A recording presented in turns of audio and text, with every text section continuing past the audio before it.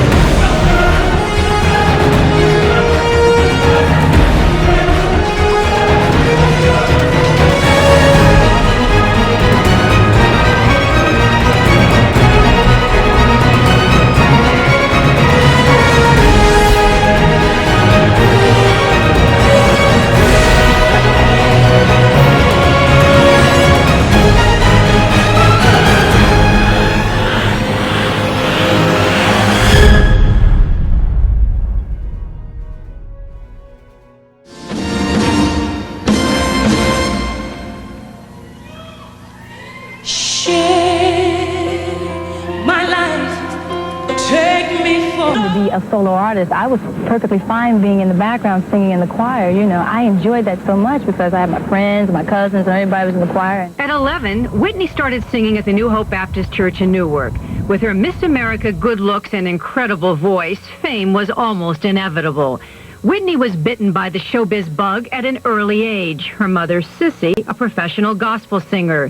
Dionne Warwick, her cousin. And Aretha Franklin, a personal friend. I had no idea that she had the voice. And this is a hell of an admission, but this is the truth. She began modeling for the Click agency in New York when she was in high school and signed with Arista Records at 20. 2 years later, she released her first album. Whitney Elizabeth Houston. She was born August 9th, 1963, and she left us February 11th, 2012. She was an American singer and actress. She is one of the best-selling recording artists of all time. With the sales of over 200 million records worldwide, Houston released 7 studio albums and 2 soundtrack albums, all of which have been certified diamond, multi-platinum, platinum, or gold by the Recording Industry Association of America.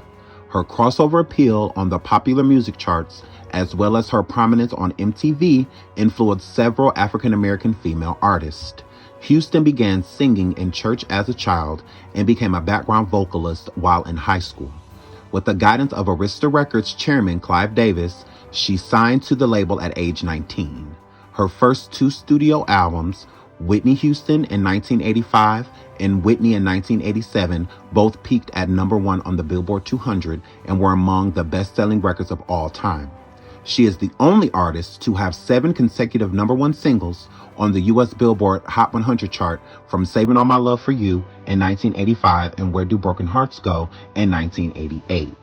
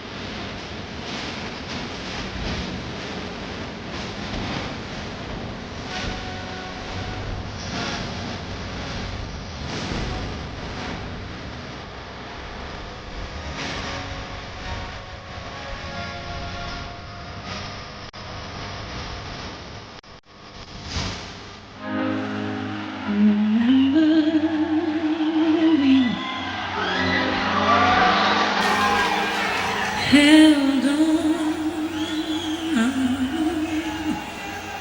in the rain. the night we almost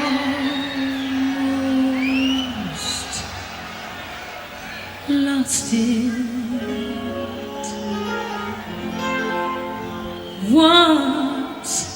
Once again, boy, we can take the night into.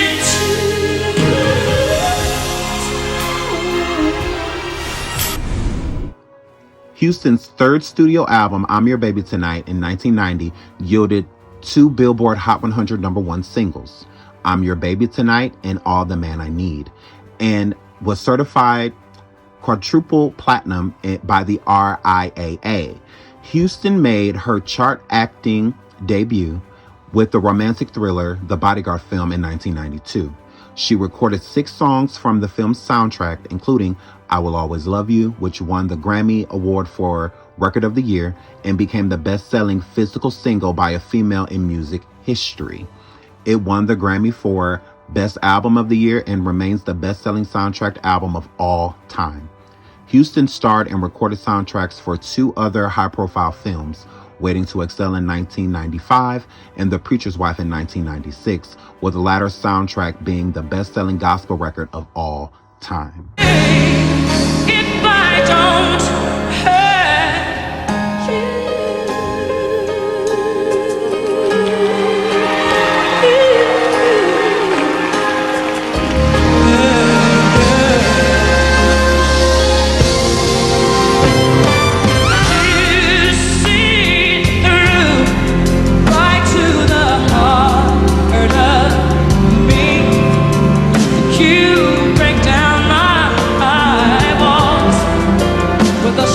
your love. I never knew love like I known it with you. So imagine you there, don't walk away from me. Don't walk away from me. There's no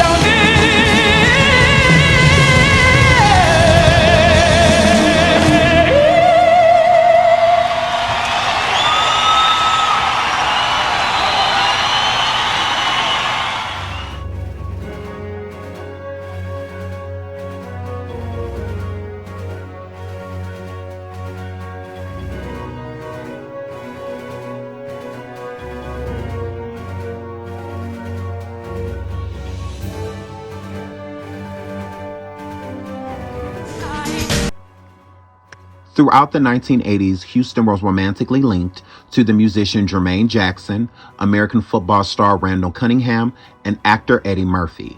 She then met R&B singer Bobbi Brown at the 1989 Soul Train Music Awards. After a 3-year courtship, the two were married on July 18, 1992. Brown would go on to have several run-ins with the law for drunken driving, drug possession, and battery, including some jail time. On March 4th, 1993, Houston gave birth to their daughter, Bobbi Kristina Brown. She was born March 4th, 1993. The couple's only child, Houston revealed in the 1993 interview with Barbara Walters that she had suffered a miscarriage during the film of The Bodyguard. When there's nothing to smile about. She brings me joy when I'm sad. She is my blessing. She is now my reason for living.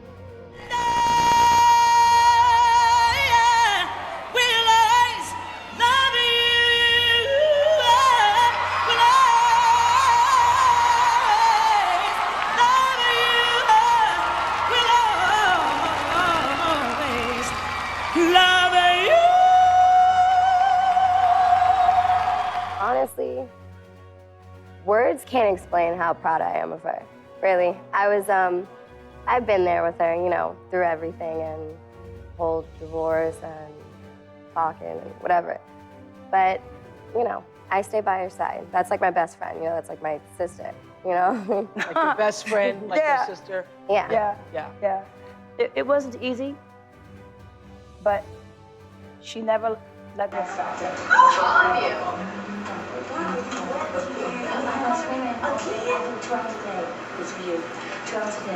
I'm just saying love it because I can't. I love it.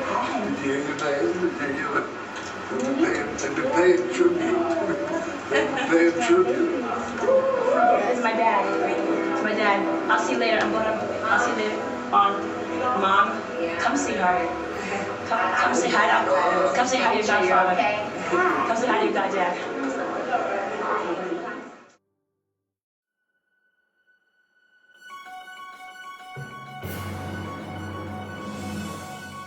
Of Houston's entourage located her body inside this hotel. So far, police and the coroner are refusing to offer details about what may have caused her tragic death.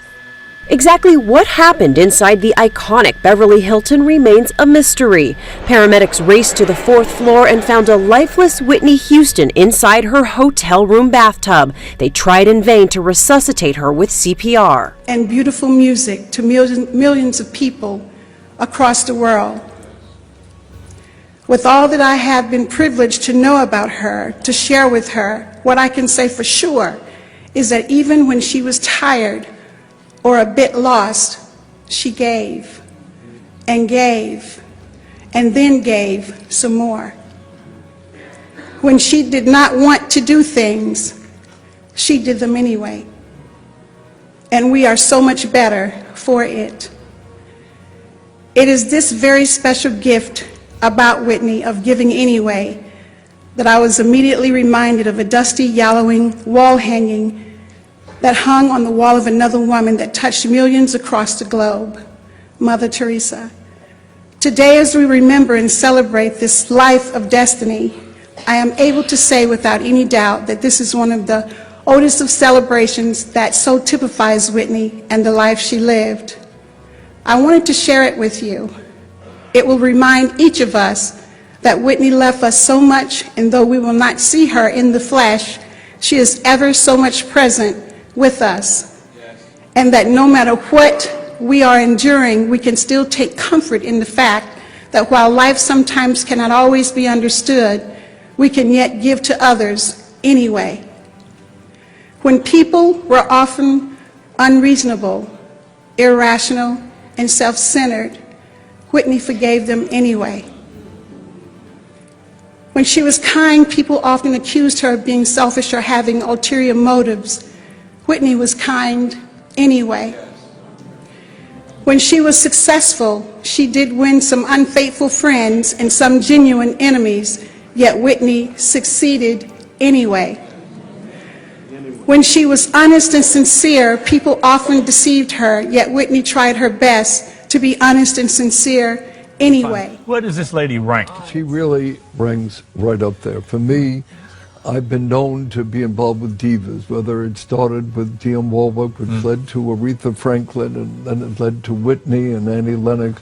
When I saw that audition for that movie part, I saw a depth and a range and a soulfulness that really ranks at the top level, and that's why we've been working together ever since. I mean, I've always assumed, and correct me if I'm wrong, but it would be hard to beat Whitney at her peak. Hard, right? When I hear you sometimes, I do genuinely feel, and I'm not as expert like Clive is, but I feel she's nearly there, maybe as good now.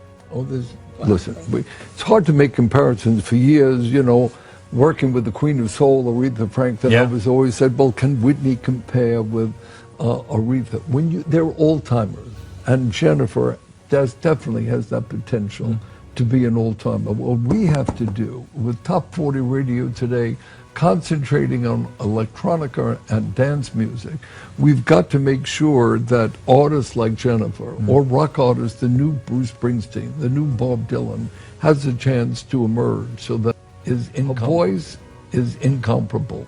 I have a party the night before the Grammys. I put her on, and her peers, everyone is sitting there, and they just are flabbergasted. So she's the real deal. And now we've got a marriage. She has a record out right now, Think Like a Man, where she is there with Rick Ross, with Neo. Jennifer shows her versatility, and she's special. As a kid at 11, I would sit and create duets between Whitney and I with her. I Will Always Love You and like, did oh my you God, really? yes, I did.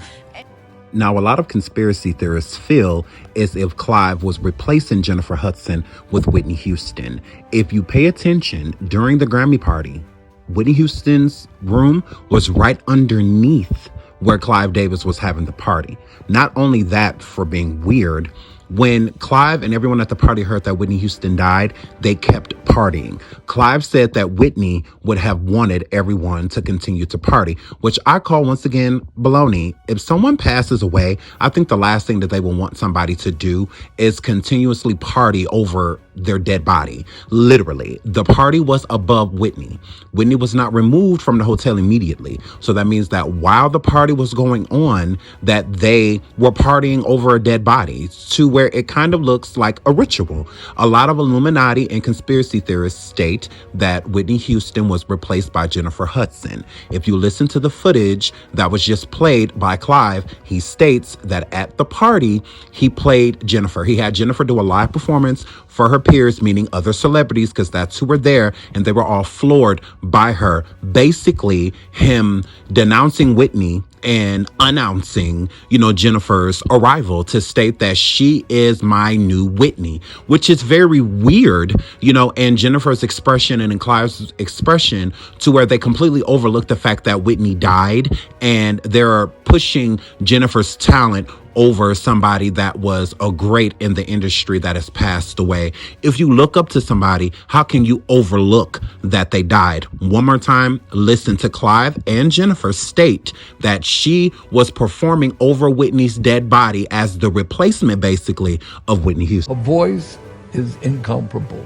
I have a party the night before the Grammys. Yeah. I put her on, and her peers, everyone is sitting there, and they just are flabbergasted. So she's... Check out my videos when they drop, and let's get into the information. Okay, so he goes really in depth in his video and breaks things down. But the skinny of it is that Clive Davis is under investigation, and Diddy is under an investigation for the alleged, I don't want to say murders, but the alleged deaths of Kim Porter, and Clive Davis is for the alleged death of Janis Joplin. Allison Samuels walked into the Beverly Hilton Hotel expecting to visit with her friend Whitney Houston, as she has done many times before, but instead of hearing from Houston, she heard a frantic knock at the door by Houston's assistant, Lynn Volkman, who announced the singer was dead. Allison Samuels, a senior writer from Newsweek, joins me now from Los Angeles. Please just take us back to that moment when there's the knock on the door. What went through your mind? Well, I was actually there to do a VH1 interview behind the music. Whitney was also going to follow me in that interview to sort of talk about Brandy for Behind the Music. And I was going to hang around and sort of, talk to Whitney because I hadn't seen her in a while. Then we had a knock on the door. It became louder and louder. We stopped taping, went to the door. Her assistant came in and said, Whitney can't do it. Whitney can't make it. And then she said, Whitney's dead. And, the room just sort of stood still because we couldn't believe this was happening. I couldn't believe it. As someone who had met Whitney so many times, interviewed her so many times, had that feeling just as you had spoken about that this day may come, but I never thought I'd be there at the very time and at the very moment to hear the words that Whitney is dead. So, Allison, there have been some suggestions, some reports that there were days of erratic behavior before the tragedy of Saturday. What do you know about that? Yes, there are reports. Many of the people at the hotel told me that she had been sort of skipping around the hotel, doing handstands at the pool, doing all kinds of things that just weren't normal for someone, her age and in her position. So the days leading up to her death, she'd been out that Friday night drinking, having fun with friends, smoking, something that she had said she was going to stop doing to sort of preserve her voice or to get her voice back. So a lot of it led up to, a lot of things I think led up to the eventual event on Saturday where she actually passed away. She'd been, really doing things that she had promised a lot of people that she was going to stop. You just heard my colleague Piers Morgan talk about this sense of inevitability. You brought it up yourself. At one point, am I right, after an interview earlier in her career, a bit back, it went off the rails a bit, you decided to pre-write an obituary? Yes, the last time I interviewed her extensively, which is about 6 years ago, she was at the height of her career, really. I interviewed her. She was not herself, incoherent, really. Totally, you know, words being slurred. I couldn't understand what she was saying. Totally not the Whitney that I had met so many times before. It was very disturbing to see. And at that point, it hit me. I'm like, if she doesn't get it together, this is going to end very tragically for her. And I felt that just because she was so out of control. And this was over the course of 2 days. I had dinner with her, she was that way, and then I saw her the next day and she was exactly the same way. And it just hit me that, you know, we're going to lose you very young if you don't get yourself together. And unfortunately, that's exactly what happened. I too was an addict. I know if I were on a set of a movie, even now I've recovered for 7 years, we'd have made, if I was coming to a city like LA, we'd have made specific plans that I come in night before or day of performance. Especially if you haven't gone into proper treatment and gotten your situation handled. Yeah, that was the first big mistake. For her to come in an entire week before her performance at the party. I'd have never done that. I was just shocked that it was happening. I was seeing all these pictures of her apparently falling out of clubs and covered in whether it was blood or wine, but certainly the fact that she was drinking in public in these clubs in Hollywood seemed to me a potential recipe for disaster. It was. It absolutely was. And I stand by that. I stand on that. I stand on that whoever flew her out to perform at that party should have provided someone to be there to somehow just keep the riffraff out of the situation. Just keep some of the dangerous people away. Was she very vulnerable, do you think, Whitney, Yeah. even to the end, to that kind of situation? Absolutely. I'm very vulnerable. I will never do cocaine again. I know that. But we are sensitive, highly sensitive people, entertainers. Allison Samuels walked into the Beverly Hilton.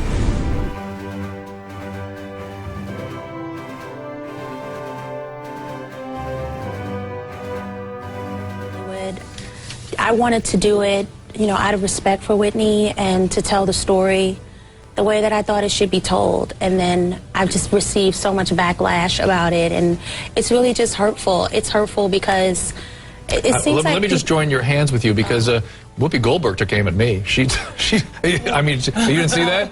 My friend Whoopi, my buddy, what happened here? But if you say anything that, you know, has any degree of speculation, I guess, attached to it, people really react to that. Well, what did she say? What was Whoopi? I really didn't hear. I just heard it was bad. It was not good. I don't like to keep that negativity. I just, you know what it is? I think that people feel, in all honesty, we should let her be laid to rest. And I agree. I agree that, you know, the woman is not even in her grave yet, and we're all speculating about what we already knew. Like, why are we discussing something or asking questions about what was the obvious? And I feel like she was in trouble. She was a person. She was in trouble, and we all knew she was in trouble, and now the media is, you know, sort of really taking this approach like, well, what was happening? And we already knew, and no one was saying anything. And I think that's the saddest part of this story. Like, no one helped her, and that's what I feel sad about. I'm not going to go and, you know, bash Whitney Houston. She was someone that meant everything to me. She inspired me to sing. Well, in fact, I understand that's how the evening started out. You were introduced to her, and this was like, oh my God, this is my hero. Yeah, that's exactly how it started out. And we had a really good conversation. And I have to admit, Dr. Drew, I almost didn't make it because I heard, you know, someone said that I was stalking her for the evening, and that she got upset and said, "Get out of my face." And that was, you know, and Nikki, you know, Nikki was there, and that's Nikki why can vouch for Stacey. Yeah, that's why I asked Nikki to come on with me, because we were all at the party together. We were downstairs when Whitney came in. I walked in with her, and it was a really great, we were having a phenomenal time. She's funny, she was witty, she had a great sense of humor. I mean, it was like sisters. It was fun. She even told me about the offer on the table from the X Factor, and I was like, oh my God, you have to do it. You have to do it. And I was like, oh my God, can I go back for the second season and be your contestant, you know, because anybody would be so fortunate to have you as a mentor. And it was that kind of conversation. She even looked at me and she said, and I tweeted that. I tweeted, you know, Whitney just gave me a little tad bit of information, shh, you know, and I showed her the tweet and she was like, that's fine, girl, you know, and then she said, you know, Stacey, God is a God of second chances. And Stacey Francis was there the night that Whitney Houston passed away, and allegedly she was on stage at some point in time. She is an X Factor contestant that made it nowhere fast. Stacey is definitely a clout chaser. In that footage of the night that was shown with Whitney and Kelly Price at the pre-Grammy party, Stacey was allegedly flirting with Ray J. At the time, Ray J was dating Whitney Houston. So allegedly. So with that being said, allegedly again, Whitney Houston was feeling some type of way about Stacey being all up in Ray J's face. So they allegedly exchanged some words, and Whitney was not too happy about this Stacey character. So Stacey tries to make it seem like her and Whitney had this, you know, long conversation, and, you know, they exchanged a lot of words, and they came into the party together, and, you know, Whitney was so happy to see her. Basically, from what I gather, that is all baloney. Stacey, you're a liar. Whitney did not care for you. You have always been a clout chaser, even to this day, and it's very clout chasey with you going on to this doctor's show and speaking of Whitney like she cared about you, or as if you actually knew her. Having a photo op and being near someone does not make you know them. So it does seem as if you want attention because you gathered a lot from it. Stacey even said within this clip that allegedly Whitney said while at the party that it was okay that she was tweeting certain information about Whitney. What more clout do you want? Like, obviously you posted that tweet for clout. You wanted attention. You wanted people to feel like, oh, well, you're bigger than what you actually are, that you and Whitney are cool. No, that is a lie. From what I gather, Whitney was not fond of her, and it was pretty much the first time Whitney actually like met Stacey. So Stacey, you're trash for speaking on that woman's name. On to the next clip. Now, in these next clips, we're going to get into the family.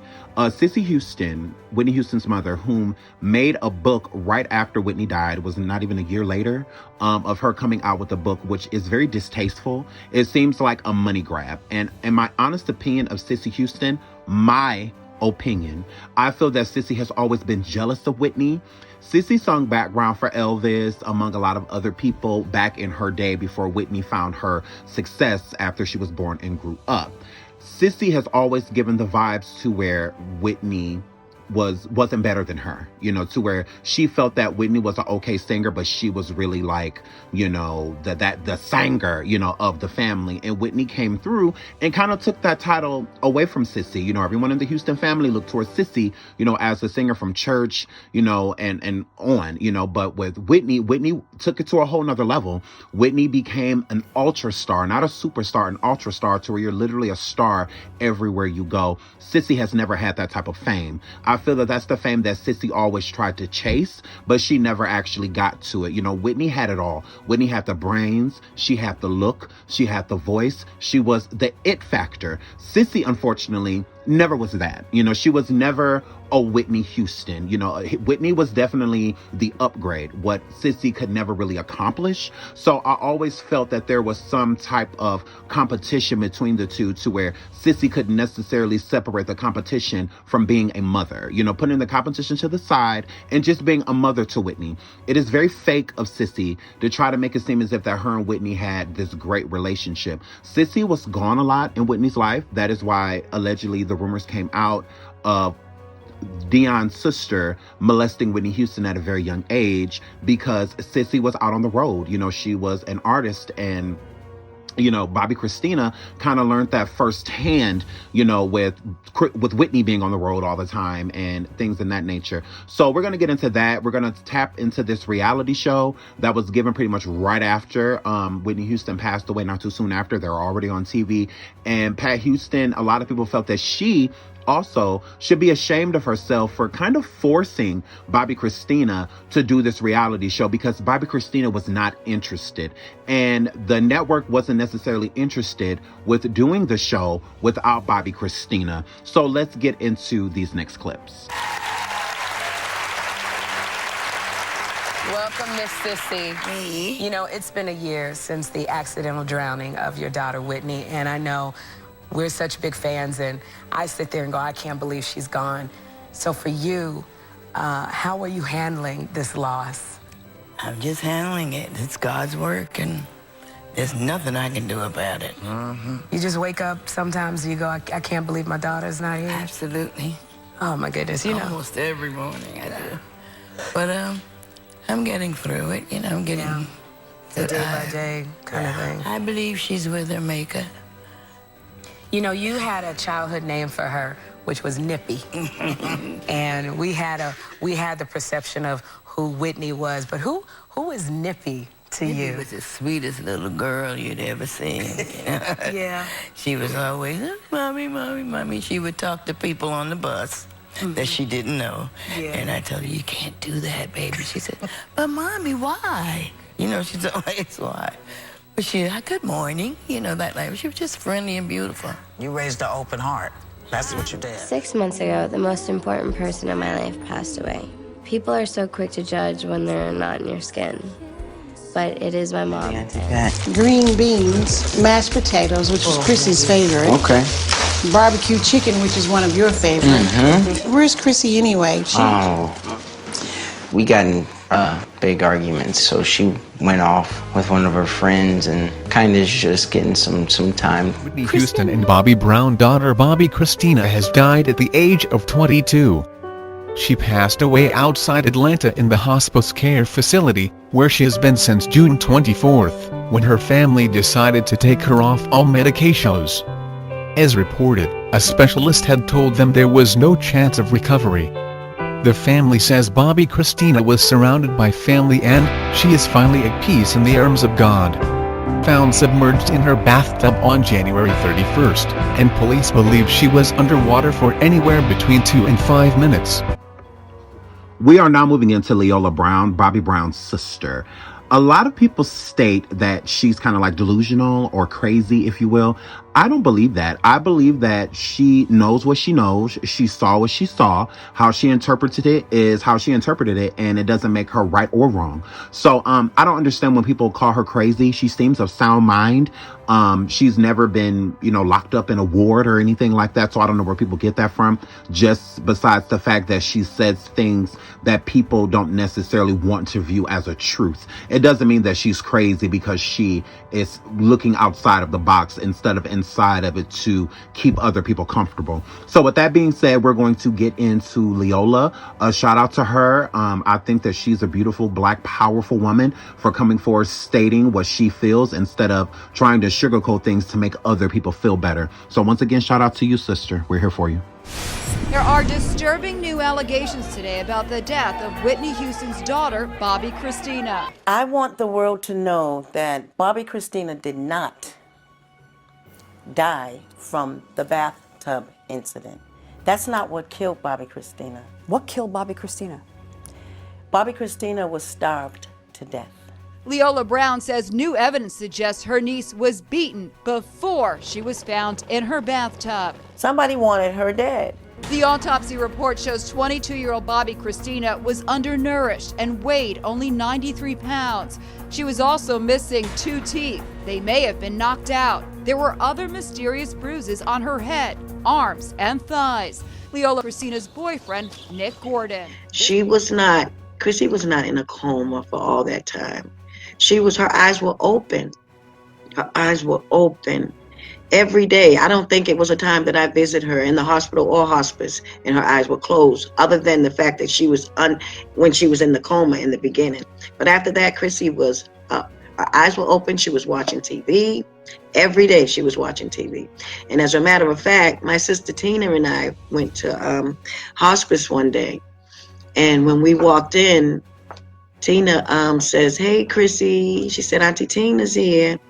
And Chrissy just looked up in the air And then I said, Chrissy, Auntie Lily's here too. Before I could get my name out of my mouth, Bobbi Kristina went like this. And she kept trying to communicate with me. She kept trying to talk, but mucus was coming out of her mouth. So the doctor ran over and was clearing it. And Tina and I just started crying.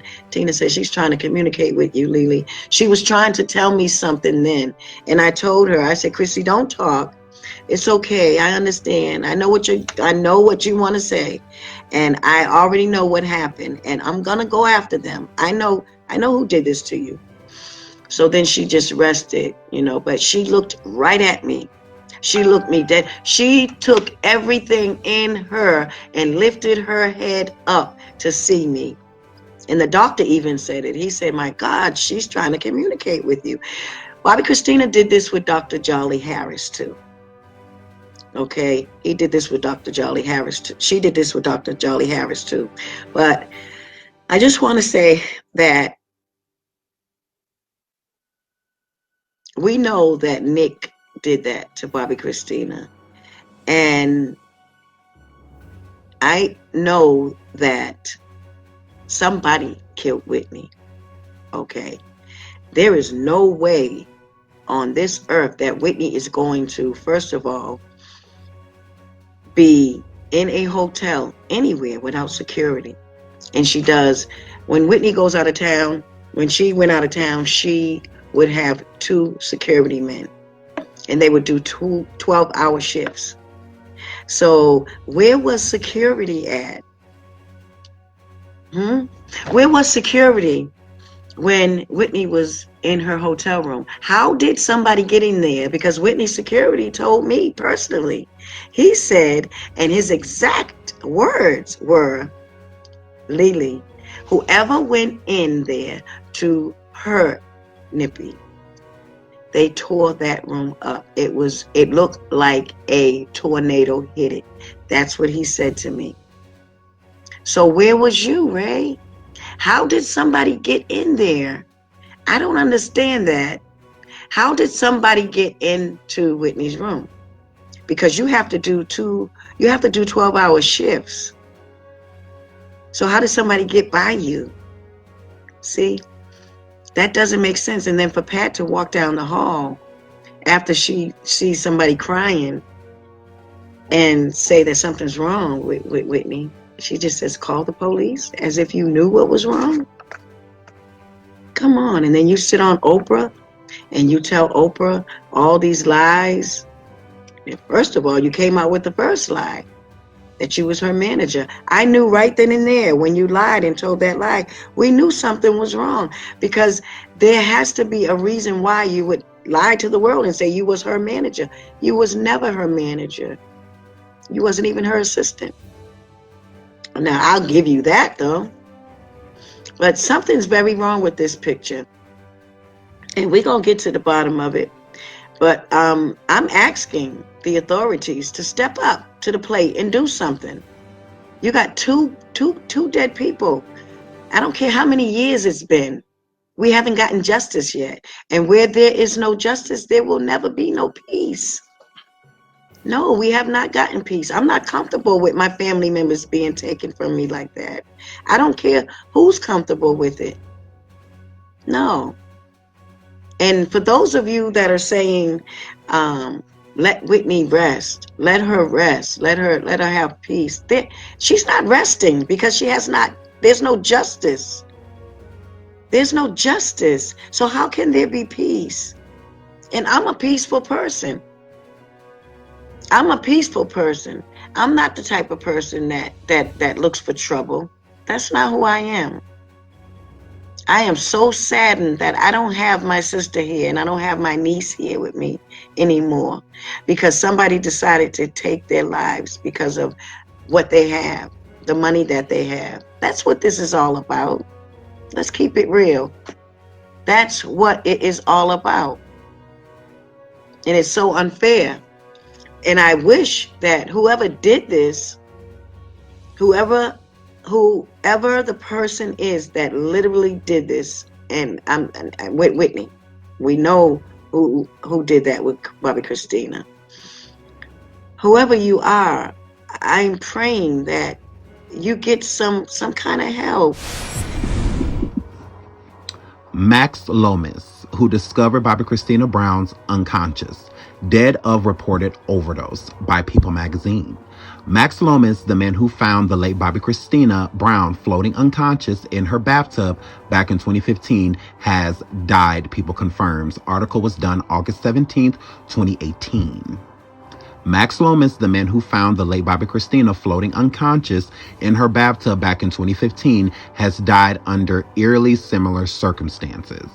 According to death investigation papers from Mississippi State Medical Examiner obtained by People, the 28-year-old was found by a friend in a bathroom of a home in Salito, slumped over a toilet with a syringe nearby. Lomas had been seen alive by friends 10 minutes earlier. He was rushed to the hospital where he was pronounced dead, the papers state. A cause of death has not been determined for Lomas, but toxicology reports, which take 6 weeks, are pending, the coroner told People. Lomas' death is being investigated as a probable overdose, the papers state. Heroin was listed as the suspected drug in play. People has learned Lomas had recently completed 3 months of rehab in Mississippi. He had remained in the state following treatment, found a job, and was thought to be doing well. He really worked the program, a source close to Lomas who spoke to him weekly during his time in rehab told People. He had come so far, there was so much he wanted to do. Lomas' friend, Bobbi Kristina Brown, died on July 26, 2015 at age 22. She had never regained consciousness after Lomas found her in that bathroom and spent a nightmare 6 months of medically induced coma and hospice stays. Lomas had lived off and on with Bobbi Brown and Whitney's daughter, as well as her boyfriend Nick Gordon, and previously told People that drugs, partying, fights, and immense pain were constants in her life the weeks before it was brutally cut short. We were all pretty bad into drugs, Lomas told People exclusively in July 2016, describing his, Bobbi Kristina, and Gordon's life at a townhouse in Roswell, Georgia, following her mother's death. Like Gordon, Lomas says he was taken in by Houston as a troubled teen. At the time, he and Bobbi Kristina were romantically involved, but that ended when he went back to jail in 2011 on probation violation. Whitney loved that they were dating and always wanted me to protect Chrissy, explains Lomas, who was still incarcerated at the time of Houston's death. After Lomas' release, Bobbi Kristina started dating Gordon.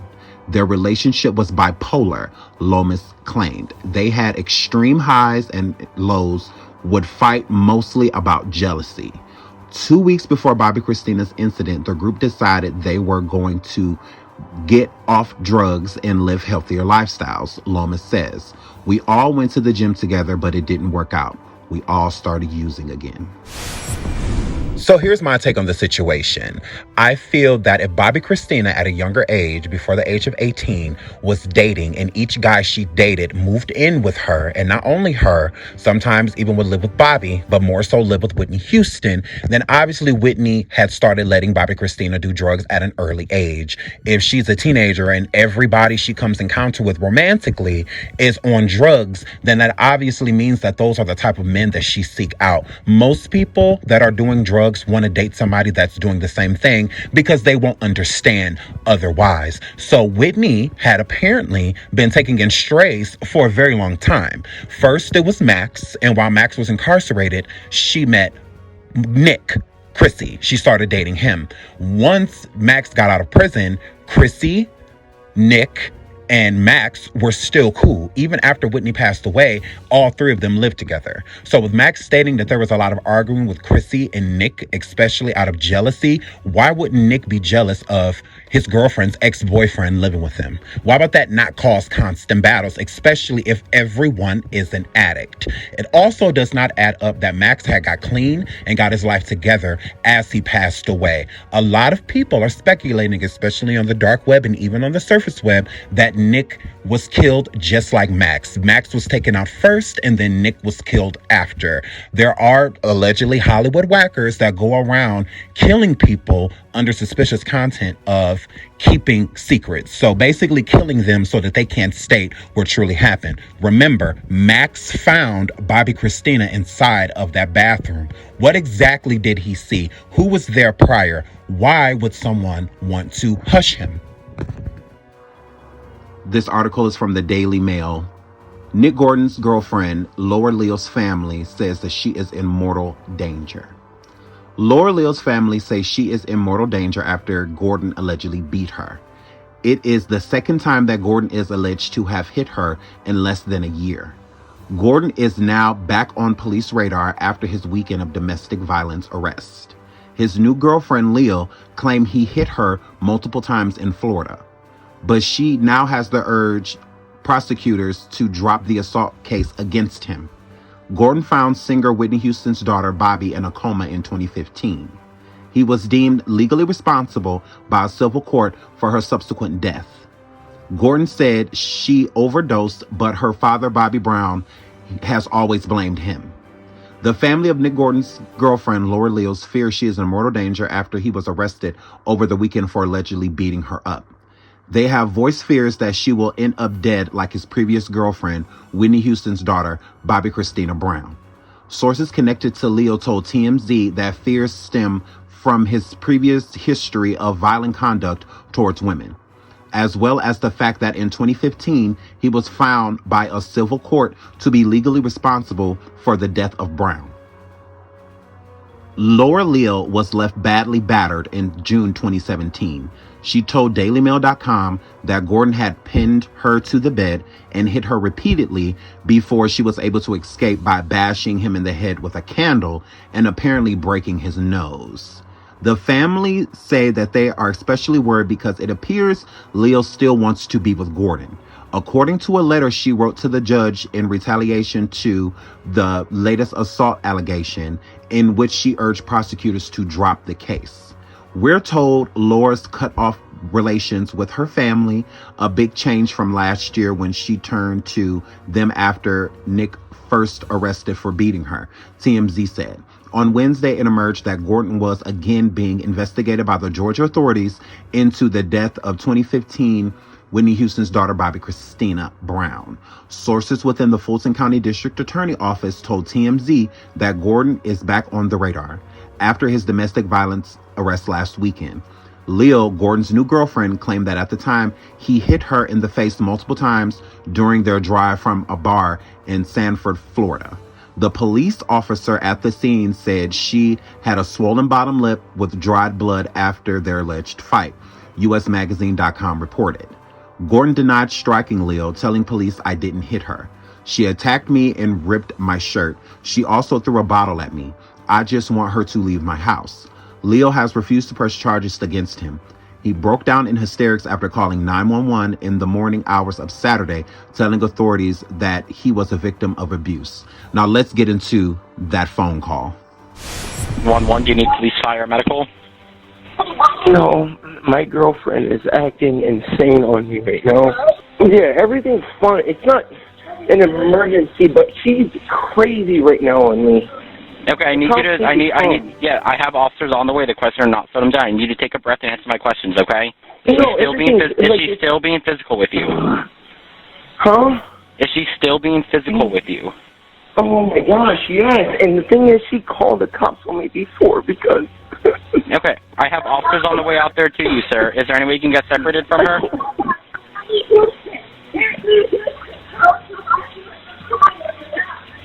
Sir, is there any way you can get separated from her?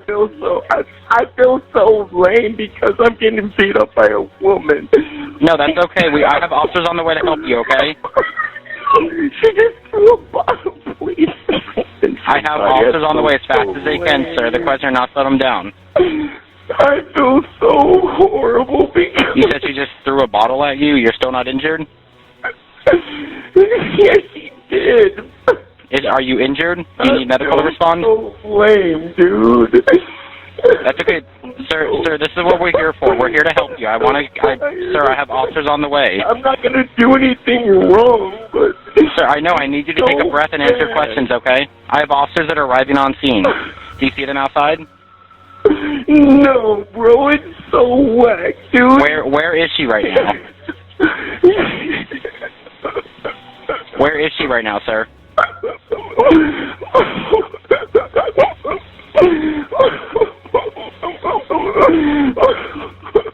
Sir, where is she right now? Can you take a breath and tell me where she is?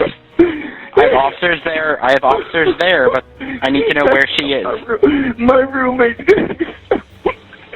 Okay, she's where? Is she still in the house? And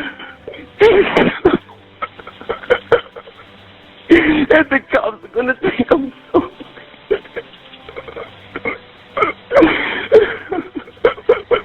Is she still in the house, sir?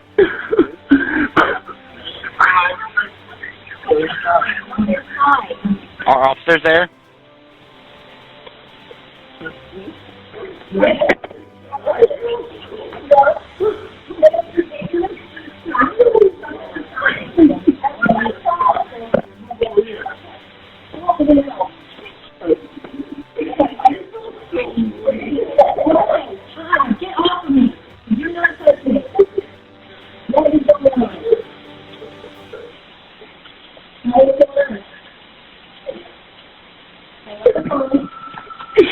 Well, the cops. Are the cops there?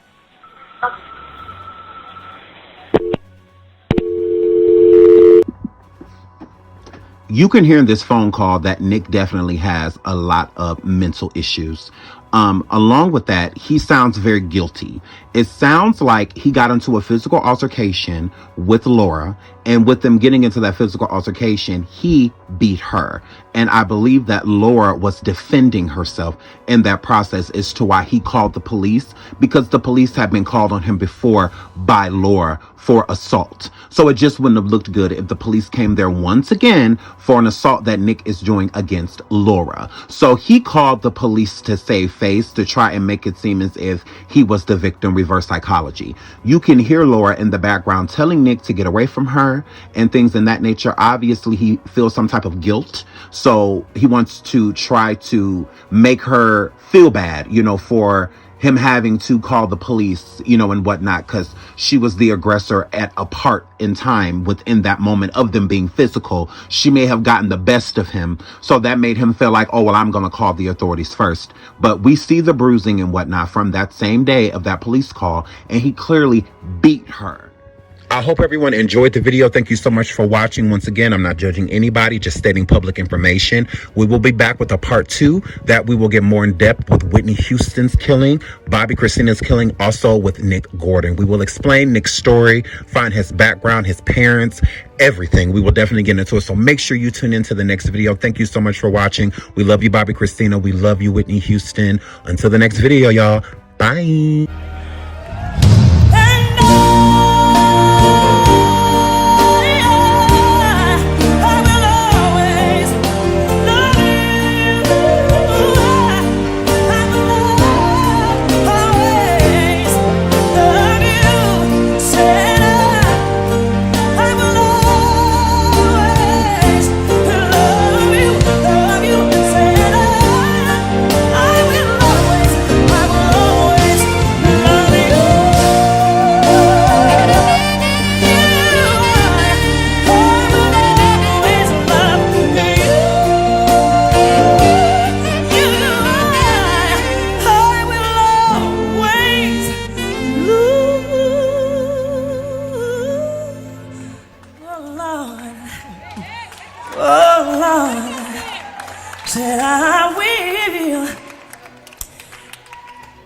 Said I will, Lord, love.